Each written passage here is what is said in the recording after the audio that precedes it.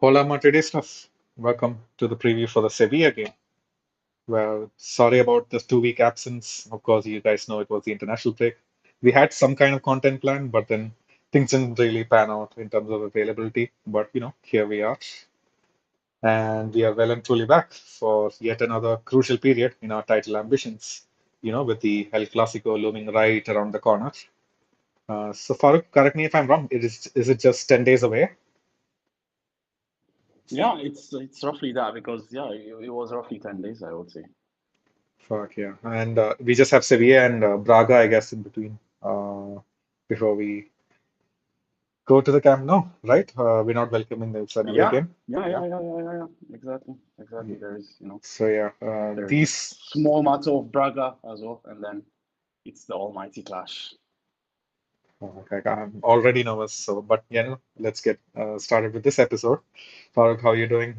Did you catch any of the games in the international break? How are you? Yeah, man, I'm doing fine, man. Honestly, like I said to you before we went on, like honestly, I've been quite busy this week, so I haven't seen a lot of games, honestly. So the only game I saw was actually the 15-minute span of England against Italy, because of the obvious. But yeah, so other than that, I actually didn't watch any game. I just only, got some news, either the good news or the bad news of, for example, Neymar getting injured, or like some of the news of the teams that qualified, to the tournament proper and stuff like that. But yeah, I haven't been busy watching games, man. I just caught a couple of games. I, of course, caught the Brazil and Uruguay game, which was a mistake. It was just a very, very broken game, which I should have expected from a South American clash. But I was just hoping, these guys can actually turn it on, especially in terms of Brazil getting their attacks forward. But the team was in total disarray, like, and there's like a real the lack of midfield in that team, so they just couldn't progress to the final third. And Vinny and Rodrigo wasn't that bad, but Vinny, my God, man, some I of didn't them. watch the game though, Jacob. But do you think like the injury of Neymar like affected them psychologically because like, it was a really bad injury? Like Neymar literally got injured by himself and he was crying before he left the pitch. So I mean, you seeing that of your talisman, I think that can have mental deficit on the players as well. I don't know. I mean, you watched the game, so you know better. I'm just asking like, do you think that was a factor in that? I think that was a factor, but not like the main factor, right? I feel like it was just players out of form and the midfield not really working. Uruguay just being good at being Uruguay, man. Like they just cut out attacks by whatever means necessary. Fede had a decent game, very decent game, but so did the rest of this midfield. So yeah, it was a fun game, but not a lot of action in terms of attacking, but quite interesting. So Uh, you're saying like you can take Oscar Tavares out of Uruguay, but you can't take Uruguay out of Oscar Tavares, because like they got Marcelo Bielsa as the coach, and Tavares has been there since I started watching football. I remember Tavares has always been the coach from the Diego Forlans, now up to the Eddie Cavani's, and now we have the Fede Valverde's and so on and so forth. So I was thinking with Marcelo Bielsa because as we know, like he's one of the proponents of like this. Front foot possession based football. I was thinking maybe there's gonna be a change, but I see Uruguay is gonna Uruguay as usual. I mean, you can like hold possession against some teams, but this Brazil team, like I don't know, these guys can counterattack, right? So it was a very broken game. Didn't see that from this Uruguay team. But I have caught Yeah. some other Uruguay games, and it's funny enough. The current Sevilla coach, he used to coach the Uruguay team before the World Cup qualifies, right? And he just Mm. resigned recently, and he just didn't know how to make use of Fede Valverde. But I feel like Bielsa, he has got the exact formula right, and Valverde is actually like playing better for Uruguay than us compared to Real Madrid. Uh, Interesting. yeah. Interesting. It's good to see at least some of the boys are actually getting stuff done. Uh, so I mean, let's see how it goes, man. Honestly, I think when we look at the as we mentioned earlier, like with Frank Garcia having very as you in your opinion you said it wasn't too strong. It was just something doing the basics in the right way and stuff like that. But at least having that run for the national team, I think it's really important, honestly, especially considering like they were able to qualify for the tournament proper as well. So yeah, man. And I don't know which other of our players was outstanding. Of course, other than the obvious, of course. yeah, you caught the Bellingham game. I mean, and then France was up in action as well. I did see the Kamavinga howler that he had against Scotland. So he basically recovered the ball and passed it to the Scotland player for his assist. Oh, oh. Yeah. But I think it's it's only right to also talk about Jude and England. Like it's we always talk about it, but I think it's only fair because for me, like these are the kind of performances that I actually was interested in seeing him do for us, which also he has actually started to become more and more of before the international break. Because I don't know if you saw all of the game, but as I said, I saw just a quarter of an hour of the game, and honestly, like he was really bossing the game. Like he had his stamp all over the game. Like everything was literally basically flowing through him. It was like give the ball to Jude and something will happen. I kind of feel like that was the mantra that Southgate gave to the English players was just okay, just find Jude and leave the rest. Like something's gonna happen, and he was really, really, And for me, that assist to Marcus Rashford was really phenomenal because he started the counter attack by winning the ball right on the edge of the box. He got the ball back right around the center cycle. Was able to evade the defender, a perfectly weighted pass to Marcus Rashford. Obviously, it was still a difficult finish from Rashford as well, but I think it was a fantastic play from Jude, honestly. And for me, this is the kind of influence I've always been trying to look for because I feel like eventually goals will dry.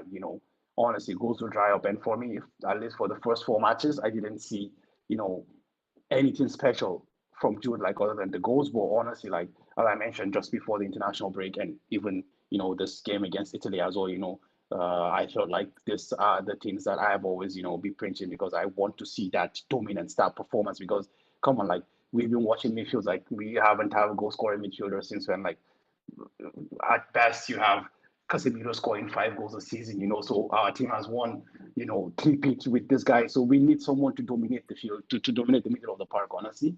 And I think it was perfect. And also the interesting thing is because, also he played as a 10 for England as well, in a 4-2-3-1 setup as well. So that's that's that's quite interesting. So I guess, basically they're gonna mold him into a 10 eventually and, drop the whole deep line box to box midfielder. I don't know how that's gonna be going forward. But honestly, like as I mentioned, like this is the Jude that, I was expecting when we paid 100 million bucks. Well, 100 million can get you more than a decent midfielder. You can get basically a striker replacement as well, looks like.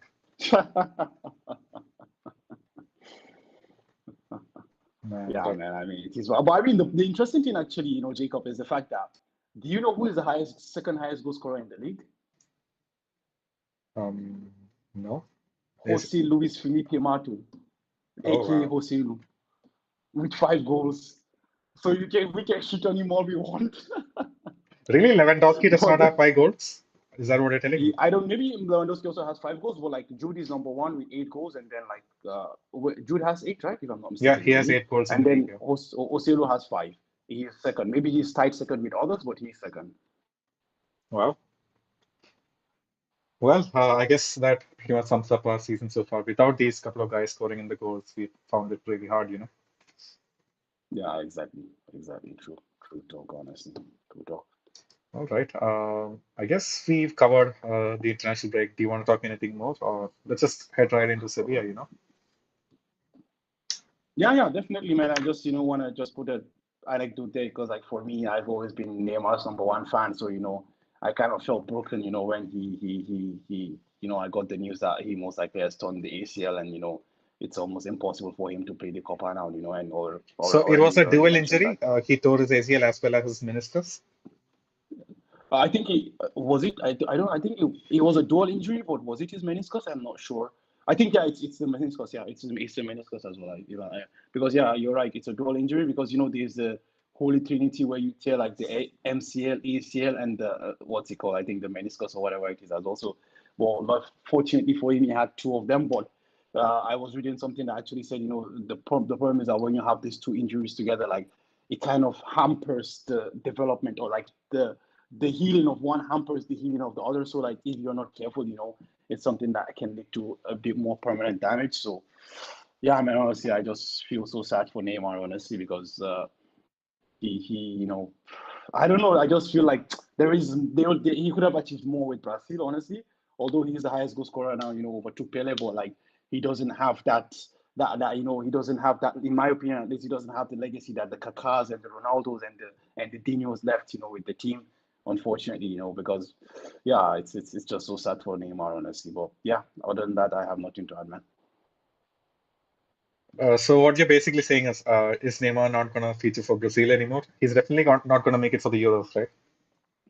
For Sorry, the not for the for the Copa, yeah, Copa. yeah. Yeah, yeah. I mean, the point is, the Copa is next year, so in the summer of next year. So I mean, even if he goes there, he's not gonna be fit. He's gonna go there after having not played anything. So, you know, there is he basically is a shadow of Neymar, and then is he gonna go to the World Cup in 26? That's 3 years away. He's gonna be 33 by then. So I don't know, man. I just feel like it's the end, man. I just feel like it's the end. Yeah, and I feel like this is gonna have a ripple effect as well. So Vinicius had a really good setup playing with Neymar. He was the closest thing he had to Benzema in the Yeah. international team, and now there's just no one to link up and no one to play that final pass over to Vini, except maybe Rodrigo. And when you see Richarlison, miscontrol the n number of balls, and Gabriel Jesus trying to do it all by himself, like you just have to fear for the Brazil team. Yes, Jacob, that's the thing. Like, people now have to step up, especially a player like Vinicius. He really has to step up big time, honestly. That's just the thing. Like, he has to find a way to, integrate with these players, honestly, because that's the thing. Like, the team was totally built around Neymar, and now they have to find a way to, and also the thing about it is that, like Brazil also is something that's not too, clear as well. They have a coach who is a temporary coach, what's going to happen, in the summer. Is there going to be a new coach, a permanent coach? How is it going to be? So I think there's a lot of figuring out to do, and I think Neymar leaving kind of gives them a clean slate. So you don't have to build around a 30-year-old player or something like that. You can just look into the future.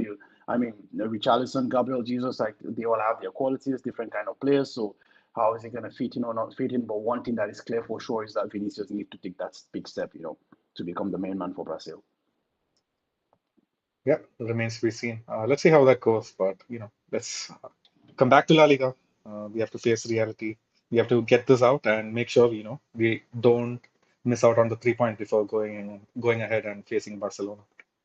Yep. Um, it's gonna be big psychologically to have that 3 point advantage still.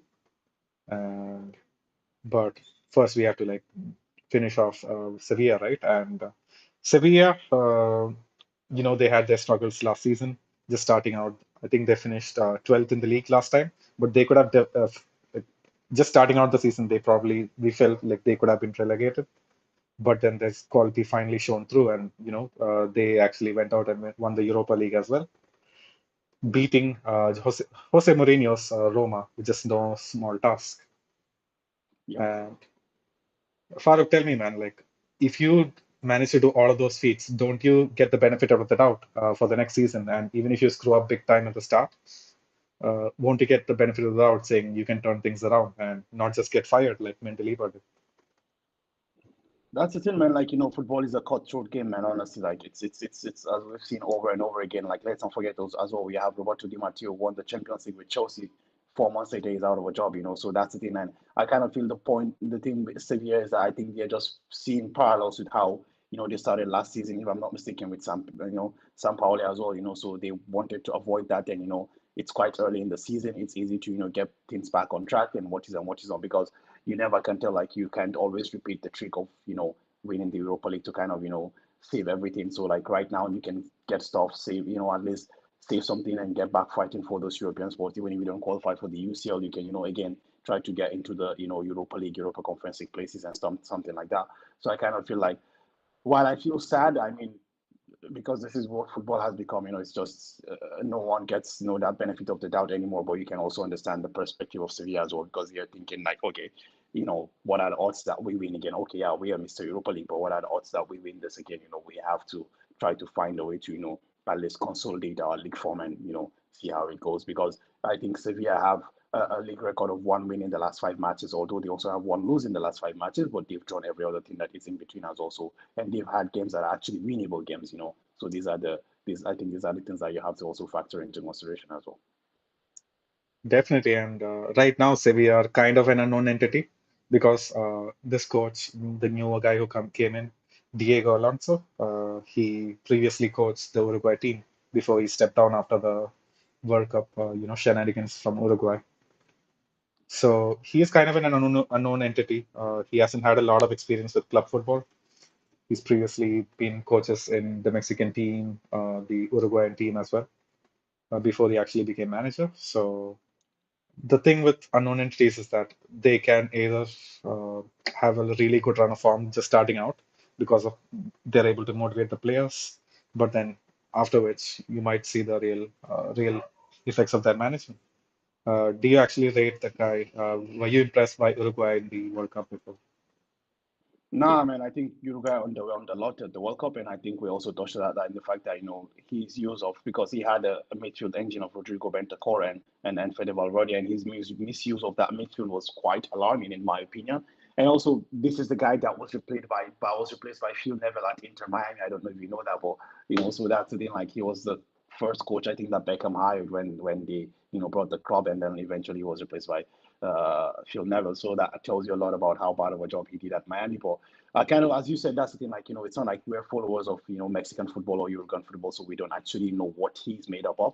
But at least what I saw was at the World Cup, of Diego Alonso was only at the World Cup, and I definitely knew that that Uruguay team had a lot more to offer than we were seeing. So as you said, he's basically an unknown entity. But the unfortunate thing about unknown entity, which you also mentioned, is that that unknownness itself, is the fear, because as the saying goes, like the devil is better than the angel you don't know, because the fear of the unknown, as the saying goes. So yeah, I think it's gonna be quite interesting to see how it pans out, especially when a new manager comes to the new manager bounce, and then now you have someone from an unknown territory. You don't even know what's gonna be expected, and then it's coming against us at the Sanchez Pijuan as well. So it's just a couple of things bottled together, and looks like a recipe for maybe a potential banana skin, honestly. But I don't know, man. Yeah. Speaking of banana skin, man, like there's a lot of drama coming into it. So even before, just when the game was scheduled, Ancelotti had a lot to say about the international break, saying, "Come on, like this is not how you schedule games. This is too much games within a span. Our players, our Brazilian players, our Uruguayan players won't be back in time. They just have one day of like rest, or they might even like join us straight at Sevilla." And this just seems ridiculous to me. And it also being such a crucial moment in the title race, we need this win so that we have that mental edge against Barcelona when we face them. So we have that fallback, even if shit hits the fan, we have that fallback. Exactly. Yeah, it's ridiculous. But yeah, Yeah, that's true. Actually, that it just goes back to and that's one universal thing that you have a lot of coaches say, except for maybe Ateta, because he had a very weird take that I found very interesting. All the coaches complain about the players that playing too many games. You know, that's what everyone complains about, and he is very right. Someone plays football on Wednesday night or whatever it is, and you expect him to come and just fly across the whole continent and come back on Friday and play football on Saturday. Does that even make sense? It's outrageous, honestly. But then that's the thing, because the excuse that Twitter actually made was that when they were talking about, Bukayo Saka was the player in question here, and he said Messi and Cristiano literally played 70 games a year. That's why they were the best. To be the best, you have to play everything. So I don't know, man. Honestly, I don't know. That's just the thing. It's weird, but I totally get where Carlo is coming from. Like some things just don't make sense. But then it's all about the money. When the players sign this new contract that give them 20 million a year, they don't complain as well. So that's just one of the side effects.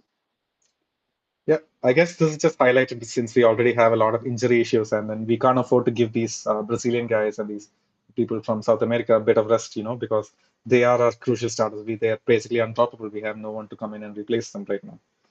And that's just a reality. But then in terms of Sevilla, they have had a few injuries as well. So right now for them, Dimitris is out, Mariano Diaz is out. Imagine that, and Eric Lamela is out Yeah. as well. Farooq, were you looking forward to actually facing him? Or Diaz, definitely, man. I mean, honestly, I was looking. I mean, not now, but I was looking forward to the reception Diaz will receive on his return to the Bernabeu. Honestly, obviously Ramos is the key, guy when that happens. But honestly, yeah, I mean, Diaz he's always fun to watch. Honestly, the energy he has is relentless. But then the thing you also know is that it's just all energy without output. So it's just like a headless chicken. So you'd rather deal with a headless chicken than deal with a player like who has the chance to pounce at chances like Yusuf and history. So I'd choose to deal with Mariano than to deal with NSG. Yeah, El Nesri seems like quite a piece of work. 5 goals in the season already, and he's not even played Man, the man most hits of the the ball games. like like he uses his foot, man. Honestly, like he shoots with his head like he shoots with his feet, man. That's why it's quite interesting because you come against Real Madrid, where Atletico Madrid basically has given you the recipe, but then we also have seen, with Osimhen and Napoli that okay, yeah, the recipe is there, but it's not easy to eventually do that, because if a player like Rudiger fancies it, it's almost impossible to win the aerial duel against him. But the question is, he gonna fancy it? But yeah, so that's why also I'm really happy. Players like Lamela are not there because Lamela also he's a wicked crosser as well. Just he can keep bombarding NSG, and eventually one of them is gonna stick. So that's the thing, man. Honestly, it's quite interesting to see. But I don't know. I'm not really familiar with the wingers and the fullbacks that Sevilla actually have right now. So I don't know how good I they are think gonna be with the you'll be crosses or. definitely familiar with Suso, and the other Oh yeah, winger, yeah, yeah. uh, I know Suso. yeah, and the left winger is Luke Bacchio. I haven't seen too much of him. I think I've heard the name. That's just about it. Yeah, yeah, I've also heard the name Lukebakio. I think he's Belgian. I'm not sure. Maybe I'm mistaken, but I think he's Belgian. I also heard his name before, but I haven't seen their game, so I can say a lot. But I know Suso. Yeah, Suso is a very nitty gritty player. Like he's someone that can tie things together. Well, yeah, man. Honestly, it's gonna be quite interesting to see because, especially as you mentioned, how are we gonna deal with that, jet lag of the Brazilian players? I think that will also set the tempo for how the game is gonna be approached. Because whether you like it or not, like Fede is also one of that, contingent of South American players. Even though he's not Brazilian, he played in that game, Brazilian guy game as well. So it's gonna be quite interesting to see how that balance or that the tone is set with them because it's not an easy journey to make and there is jet lag obviously. So how the tiredness will be or not. So it's something to explore. Yeah, for me, we shouldn't like really factor in the tiredness for this one. We should just tell these guys, come on, man, like just play this one game and then go sleep it off. Probably don't need you for that Braga game. Like that's the reality. Yeah. Like we basically passed through our group with flying colors. We don't need to play our starters anymore, especially for the Braga game. That I mean, for sure. Even forget about the trip or what or the international break or anything. I think the Braga game was always a game that a lot of players were gonna get rested. It's gonna be a lot of rotation because you need players in peak in peak situation in peak form for the game against Barcelona. So I definitely think a player like Freddy is gonna be out of that game. Honestly, I'm not gonna be surprised even if Jude is not starting that game. To give players like Diaz a chance in the hole to play as a 10. Well, I think we're just getting ahead of ourselves. Let's not shift away from Sevilla too much. Let's we're focusing 2 games ahead when we still have to navigate the issue of Sevilla and Braga as well. So let's not disrespect this opponents, and let's give them their due time. Fair, fair, fair. I guess then we can just look at the elephant in the room, man. Fucking Sergio Ramos facing off against us. Yeah, man, and I kind of feel like it's everything is just set up for a set piece, and it's a Ramos header, man. Honestly, or like even he has a free kick and he scores it himself, man. Honestly, I feel like everything is just leading up to that, and it's gonna be so weird, bro. Honestly, it's gonna be so weird to see Ramos, literally playing in La Liga against us. Honestly, it's gonna be so. I mean, you can understand in Champions League and stuff like that, but him. I think he didn't play against us with Paris, right? Because he was injured for the game. Yep, he was injured. He was injured for the games, right? Yeah. So I think it's gonna be, man. I don't know, honestly. I don't know. It's gonna be quite strange. Yeah, I mean, not sure if did you catch the Barcelona game, the Sevilla and Barcelona game where he scored the own goal? No, I didn't see that. I So didn't see that. okay, so in the final dying embers of the game, Ramos was trying to clear the ball and then headed into his own goal. Uh, Mm. and then people were saying, "Come on, like, uh, of course you'll have like emotions playing off when you face Barcelona, one of your main rivals, for so long." But still, like, yeah, at those dying embers, like, you still have to be Ramos and just not get carried away. But that was really unfair. Just I just saw this on Twitter, and then for me it was really unfair, just blaming him for the goal and whatnot, because he was quite brilliant against Barcelona. They were able to hold Barcelona for just a 1-0 victory, and that was again at the dying embers of the game. And I fully expect him to start. He's been getting a bit part role this season so far. He's been starting every other game or every 2 games, but fully like expect him to face against us, just because maybe even for the psychological games. Yeah, I think the thing with Ramos actually in Sevilla is because he actually joined quite late, in the transfer window as well. I think towards the ending, towards the end of the transfer window. So like there was no proper preseason because he was a free agent. So I think that might be the reason like they are allowing him to gradually build fitness. But I think this international break would have consolidated that that fitness regime, that like kind of a mini preseason for him. So I think with that, I believe that he should be recalled back into the team, and that know-how, you need the experience of these guys against the bigger teams, and I think that know-how and experience of Sergio Ramos is something that Diego Alonso will want to count on in this game. Yeah, just imagine like if Rodrigo is the one starting, Rodrigo against Ramos, that will be a sight to see. Uh, Bro, honestly, anyone who starts against Ramos is gonna be a sight to see, man. Even if it's Nah, Vinicius man, or if if it's if it's Rodrigo, Joselu, I feel like Joselu can throw a few bodies around, but fucking Rodrigo, that's gonna be a massacre. No, okay, yeah, that's true though. That's true. Honestly, that's true. Like against the I think a 35 or 36-year-old Sergio Ramos, yeah, Joselu might be able to have a sniff, honestly. But like, as you rightly mentioned, if it's Rodrigo, like it's gonna be a kid against his grandfather. Oh, boy. Yeah, I guess that pretty much covers it. Like we just have to be on our game in attacking, and then try to figure out how to block the crosses coming in, how to figure out how to defend on set pieces, not let Ramos get his head on the end of it, and be wary of El Nasiri. Yeah, man. Imagine his first goal on his return to Sevilla is gonna be against Real Madrid, man. Holy fuck, man. Whew. That's going to be the headlines for sure, everywhere.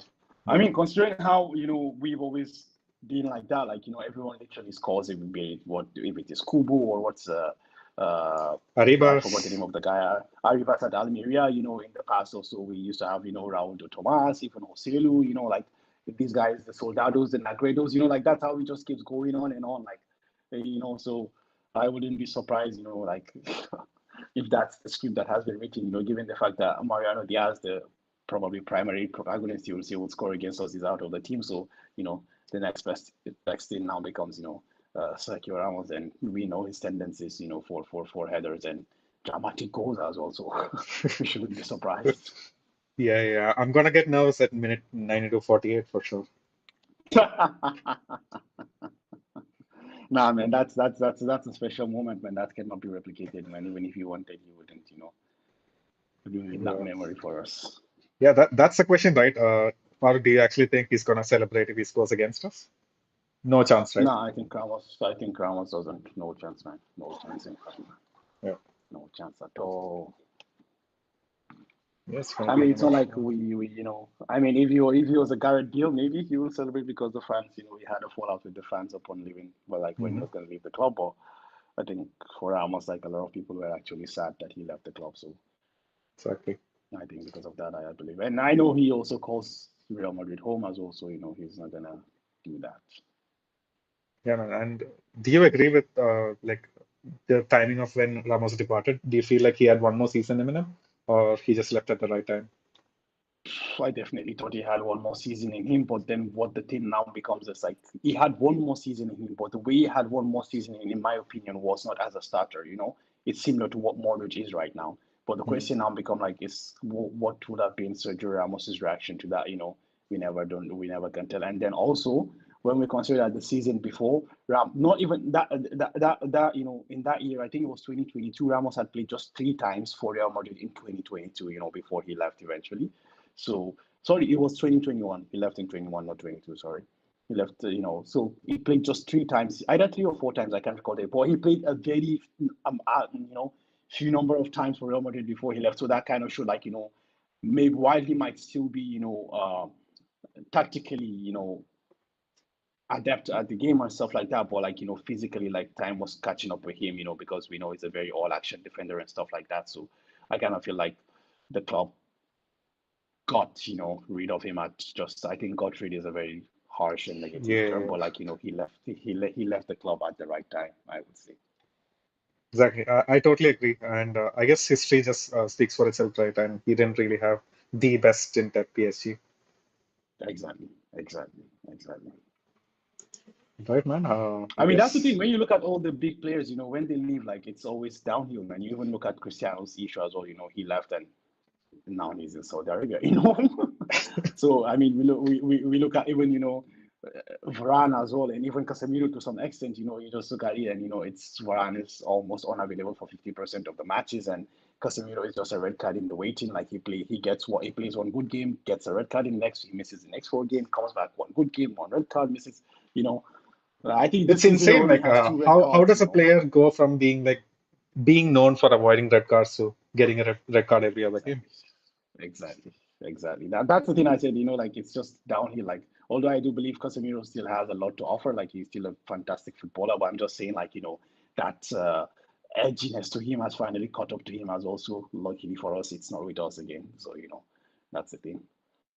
Yeah, in the end, Fiorentino Perez is always proven right.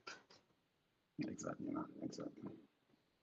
Right, man. I guess we can talk about the Real Madrid side of things. We got a few players back, at least some players getting back in fitness. The Güler coming back. Tony Cruz in the break had some really nice words for him. Did you check it out? Like, for me, Arda Güler, I wasn't like super sold on him already because I haven't seen too much of him, right? And the highlights just only show so much. But getting praise from Cruz and Modric left and right, saying this guy can do It's not some things easy, that we especially cannot do. fucking Cruz, right? Yeah, exactly. Especially Man. fucking Cruz, man. It's not easy. Now I'm like super hyped to It's actually see not him play. easy, man. If only we can see Actually, I him think play. one thing actually, that we've always heard from people about Arda is that he's different from all the Turkish prodigies we've had, in the sense that all the Turkish prodigies were always people that once they make that big break, they buy houses, they hang out with friends in flashy cars and this and that. But then with Arda, we've always heard that he is a person who will stay behind to improve his stuff. Try to be better, get set. I mean, I remember like I was told about that after Fenerbahce actually. It's like he was very, okay, let's not say weak, but he wasn't good at set pieces. And, he stayed back and he was practicing a lot until he actually became, one of the primary, takers for Fenerbahce. And let's not forget there's someone that started playing for Fener at 16. He is literally 18 right now. So you can imagine, you're 16, 17 and you have that dedication, to become, to improve so that you can become the primary taker of your team. So that, kind of tells us a lot about his mentality, honestly. I don't know. So let's see, man. Let's see. Honestly, it's quite it's quite interesting. But again, I honestly don't have any expectations from Arda this season. I just just get some minutes here and there, and next season hopefully when things he's settled more in Spain, better handle of the language, more understanding of the surroundings, stuff like that.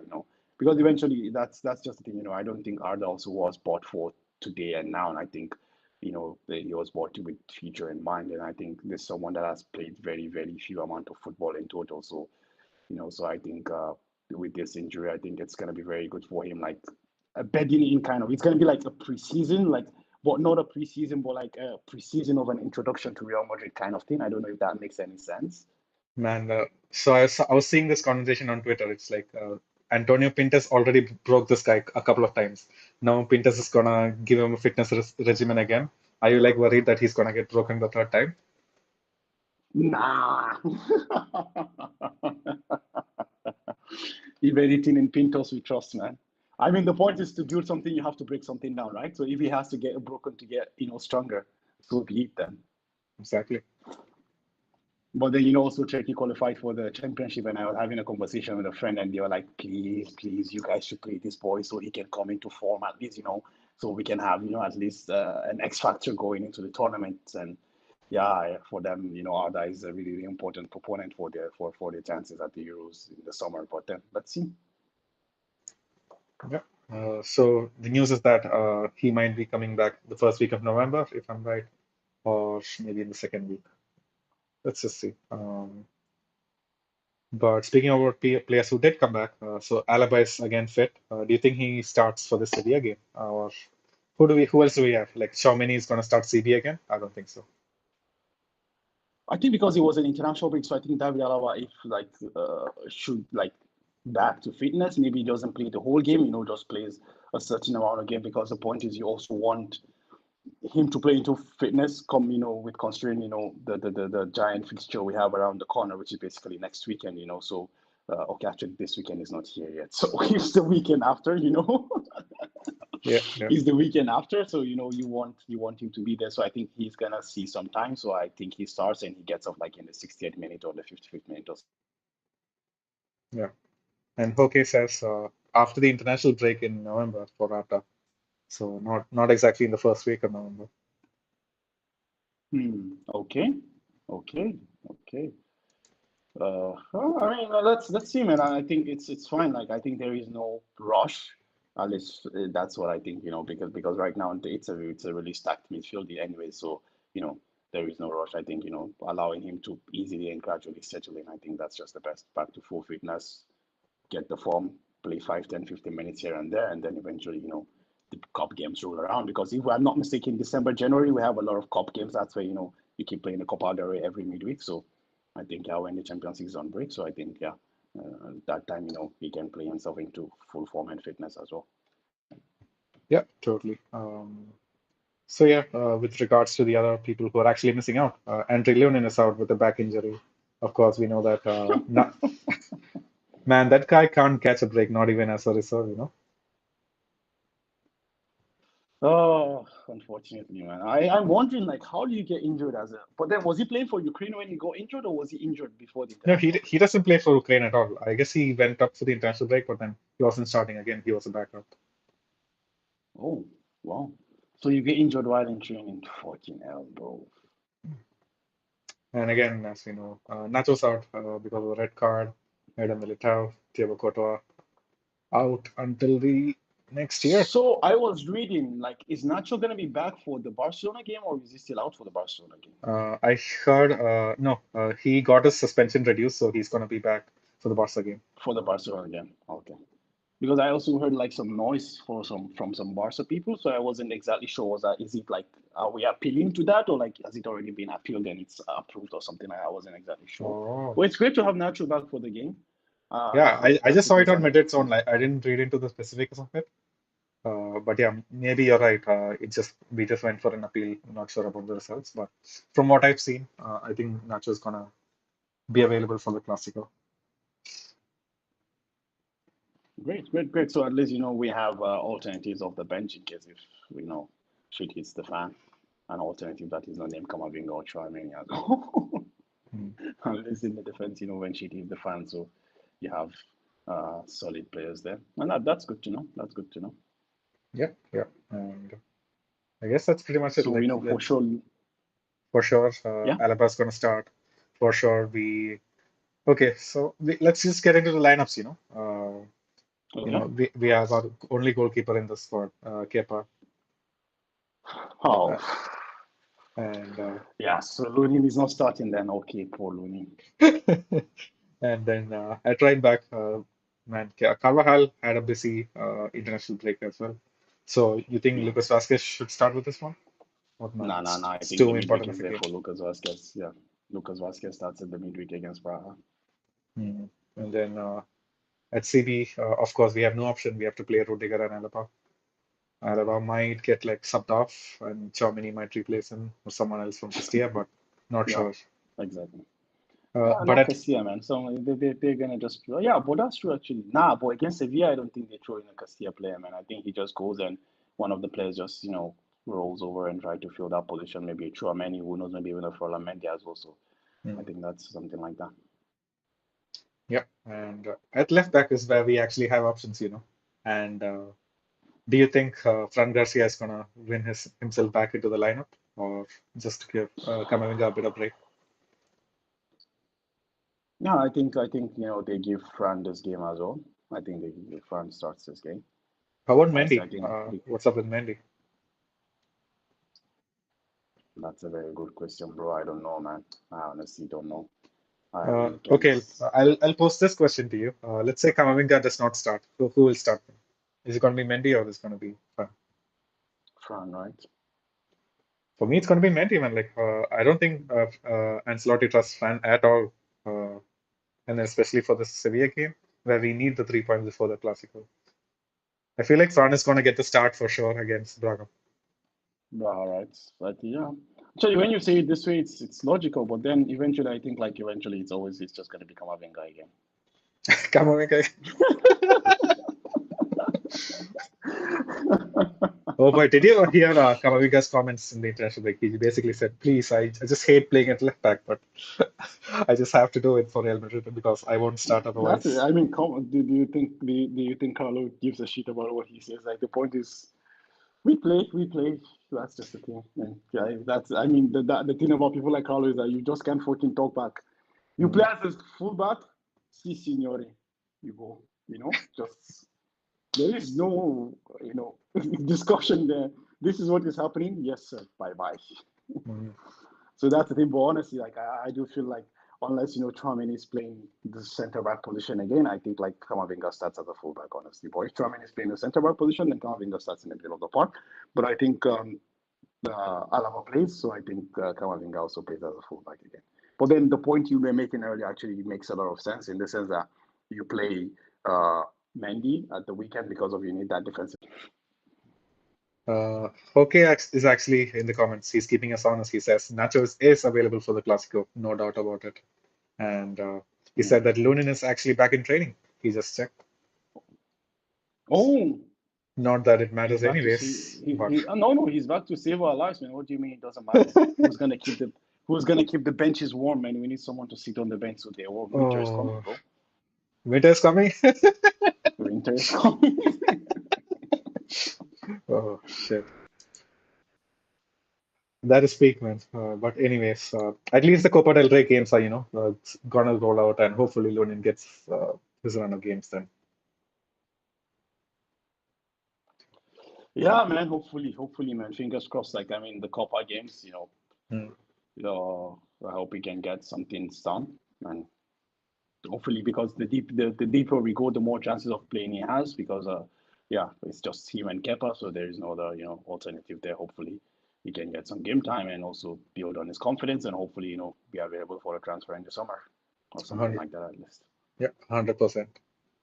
So I guess we looked at the defense.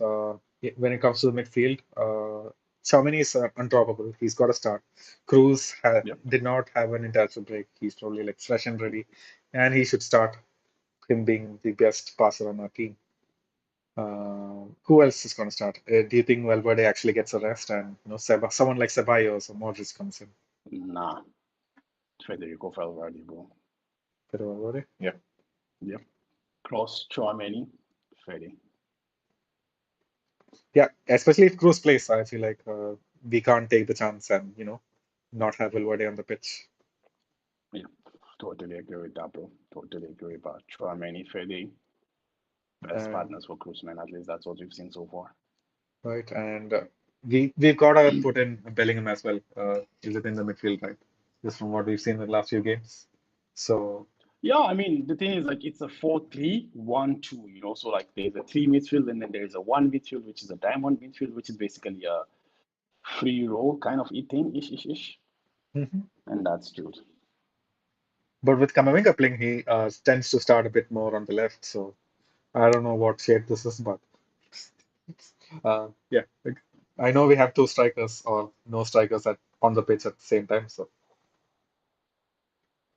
Bro, stop thinking about shape, man. Like, I mean, when you go to sophisticated coaches and, tacticians, you talk about shapes, man. Like, for mm, us, 11 players on the pitch, figure shit out, shit happens. Done. shit Bye happens. bye. That I mean, when you talk about shapes, then you have to try to find, like because the thing is, you look at the diamond and it's not exactly a diamond.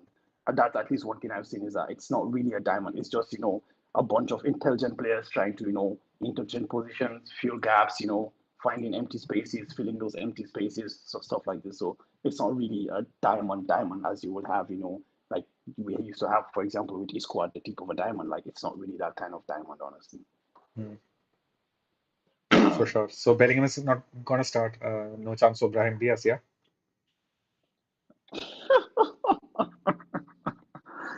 Bro, I don't want to go too far, but even if Zidane comes back, it's going to be difficult to play with the form that Bellingham is in right now. that's strong words. But absolutely No, right. that's You, the thing. you Like, cannot drop this man. That's just the thing, man. Like if he's scoring, just keep playing him. Yeah, Just keep playing him. That's the thing till he stops scoring. Just keep playing him. I have my reservations about the scoring, but the point is, this is just the fact he's scoring, which means to borrow Moore's word, like he is in a purple patch. So you keep, exploiting that as much as you can. That's just the thing. exactly. Yeah, I guess that just leaves the striker spot up for grabs. So Vinicius is gonna start for sure. He's still coming back into his fitness and his form. We have got to play him, even if he is a bit tired. We have to play him just so he gets his form back. I would even play him against Braha to get some confidence back. Yeah, I think actually for me, I don't have issues with Vini playing, honestly. I really don't have issues with because like these are young players who are hungry to play, and the more they play, the more confidence they can get into, especially for a player like Vinicius Junior, who is just starting to find his groove again. So I think playing as much as possible is really really important. But I think one player we have to keep an eye on for is I think maybe I jinxed him at the start of the season when I say he's gonna have a breakout is Rodrigo Goes. Honestly, I kind of feel like something hasn't been clicking with Rodrigo and something is different. I don't know what. Okay, yeah, obviously the system of the team is different. Maybe that is that, but there is something with him that there are chances that at least he would make the goalkeeper make an impossible save. But we have been seeing chances that Rodrigo is just basically hitting straight at the goalkeeper, or even missing the whole target.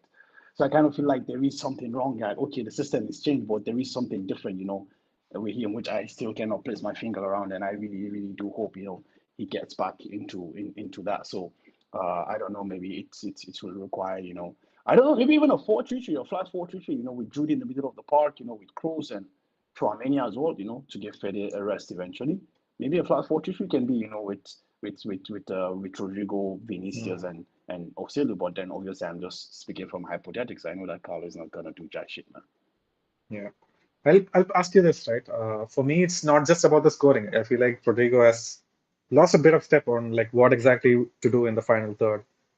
Even when he's like playing SS, he used to play that role very well when Benzema was out last season. Benzema was there, yeah, yeah. And this season, I feel like even Joselu has had better link-up play, and things he's been able to make things work with his limited skill set than Rodrigo.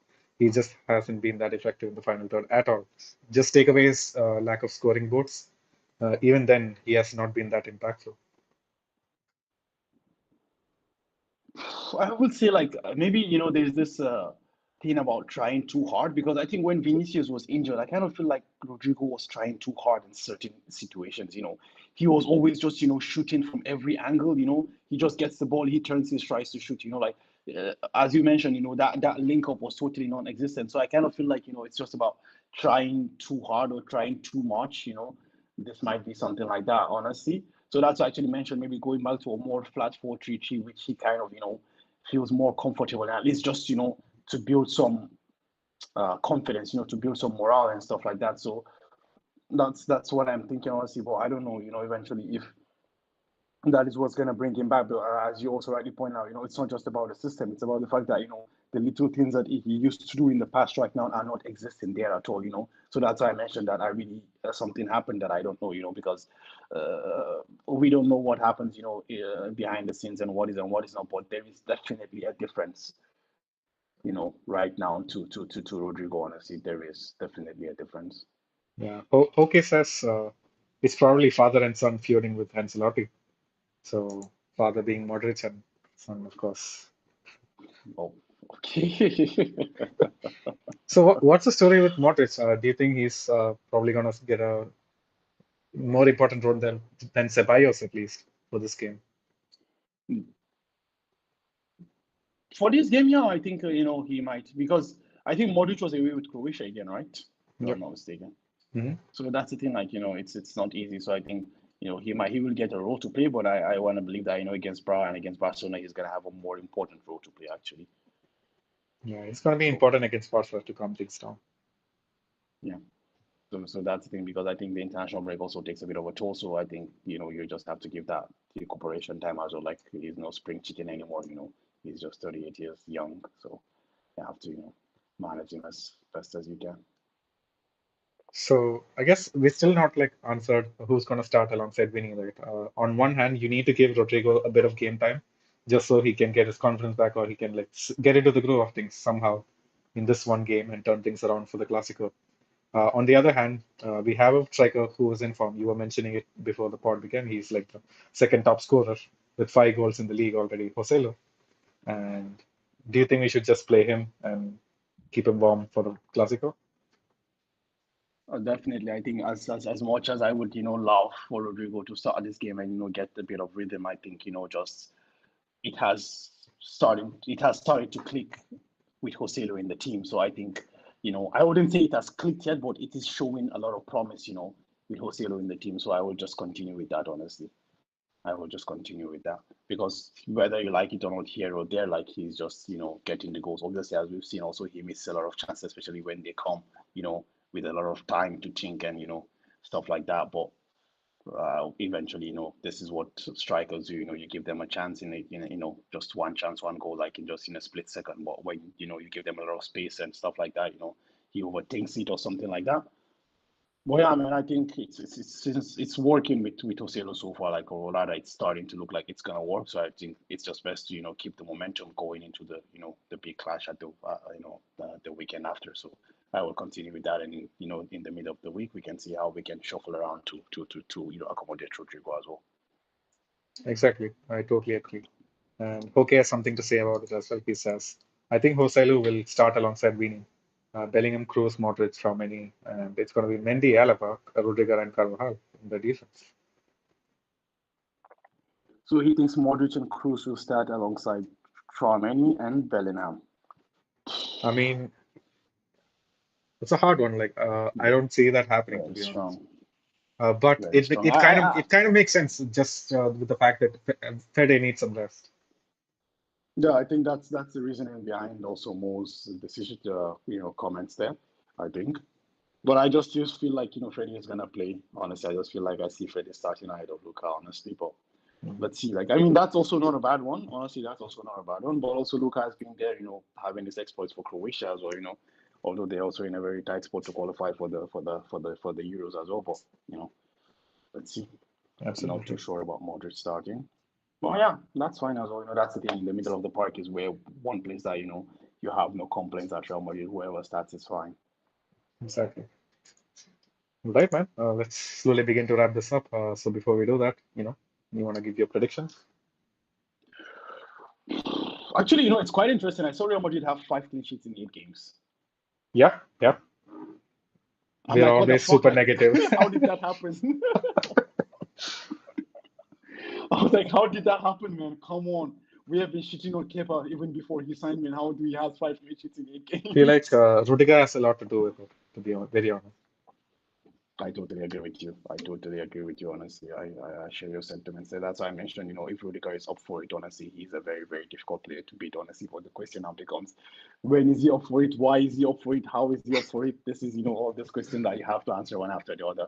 Well, anyways, yeah, I will also, give the that benefit of the doubt to the new coach and what is not. So I'm just gonna go with a tight 2-1 victory for Real Madrid, with that one goal coming from he who shall not be named, who. Yeah.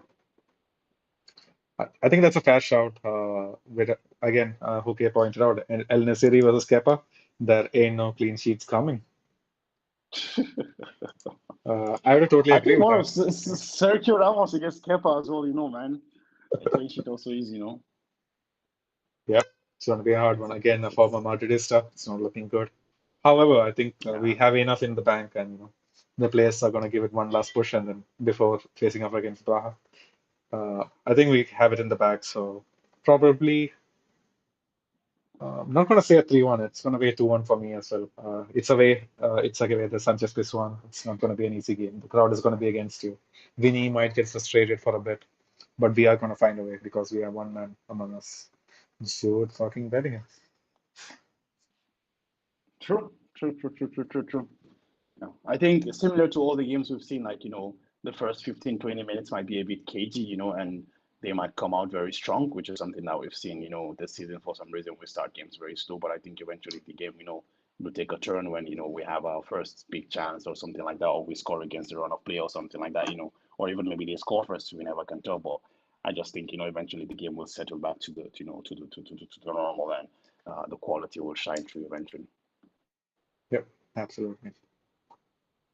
Right, there you have it, folks. I mean, you have our predictions. If you're still listening, comment on predictions as well. But before we go, we want to thank all of you viewers who are here. Don't remember to smash the like button. It really helps us out massively, especially since we've not had any content going out for the last couple of weeks. It'll really help the algorithm if you actually can smash the like button so we can get back to, our usual crowd and you won't miss an episode from there on forward. And before we go, if you're new here, do consider subscribing as well on audio platforms as well. Do consider leaving out a review because you can actually do that on Spotify. And those reviews actually help us reach more new people and everything. So, yeah, thanks for all the love you give us on the audio platforms as well. Keep doing what you do. Just remember, leave a review every now and then. Apart from that, we also have some exciting content on our Instagram coming out. It's going to be an away game, but for the Braha game, I believe we're going to have some fan cams for sure. So do stay tuned for the shorts from Sid. And the last but not the least, do check out our partners over at Real Madrid Committee as well. They have some insane content out there on Instagram, so check their pages out. And all the links are down in the description below. Do check them out. All right, Farooq, you know what to say? Hala Madrid! Hala Madrid.